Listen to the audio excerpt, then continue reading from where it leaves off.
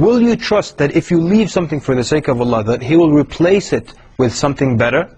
Just as in the story that we saw, and in contemporary stories. You know, there's one story, a true story that happened during our times. There was a young man, and he was very much in love with a young girl. And he wanted to marry her, but he knew the relationship they had outside of marriage was haram.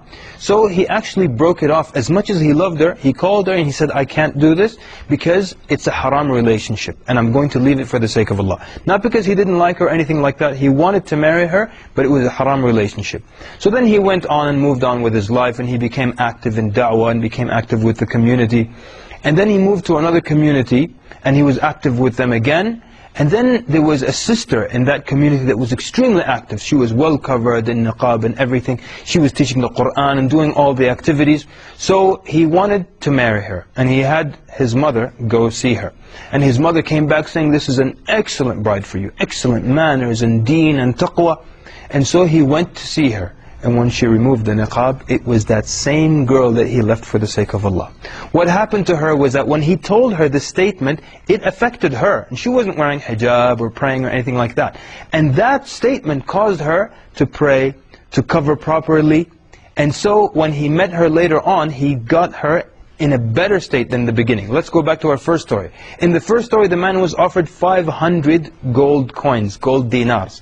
And he left it, and Allah replaced him with 100,000 gold dinars. And in our second story, the young man would have married the girl, but she was not covered, she was not religious, she was not praying. And he left the relationship for the sake of Allah. And Allah gave him the same girl, because even when he left her, he was still hurt and you know, always heartbroken and things like that. So Allah subhanahu wa ta'ala gave him the same girl that he loved, but He gave her back to him, more religious, well covered, and you know, active in da'wah and things like that. So Allah subhanahu wa ta'ala replaced him something better, gave him something better in return. Let me give you this example. Suppose now at work they don't let you pray, they don't let you go to Jum'ah, or they don't let you wear the hijab. And so you complain to a millionaire in the community, and he takes out his checkbook and his pen, and he says, you know what, quit that job, and right now I'm going to take care of you financially. Will you trust this guy? He's a rich millionaire. Will you trust that he'll take care of you? And will you go and quit that job? What if then Allah Azza wa Jal, the Lord of the worlds, makes you a promise? Will you trust the promise of Allah Azza wa Jal?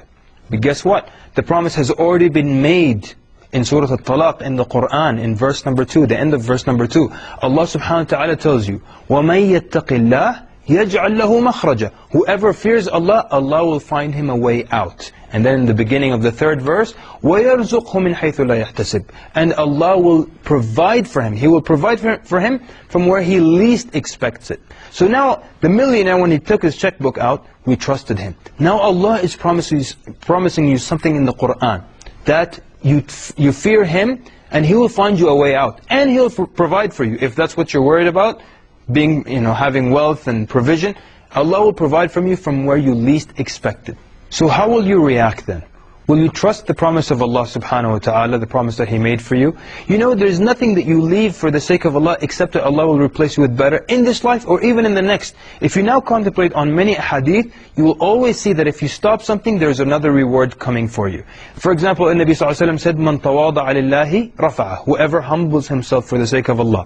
Meaning you leave arrogance. You humble yourself, what's the result? What's the replacement? Allah will rafa'ah. Allah will increase you in rank. Whoever suppresses his anger, he will get this reward in the next life. Whoever gives up arguing, the Prophet ﷺ says, I guarantee him a house in paradise. So anytime you give something up, there is reward. So the question is, do we trust that Allah subhanahu wa ta'ala will reward us with something better, replace it with something better? So look at your life right now, and only you can do this for yourself. See what bad habits you have. See if there's something haram that you do, a haram relationship that you have. And just trust that Allah subhanahu wa ta'ala, if you give it up for His sake only, He will replace you with something a lot better.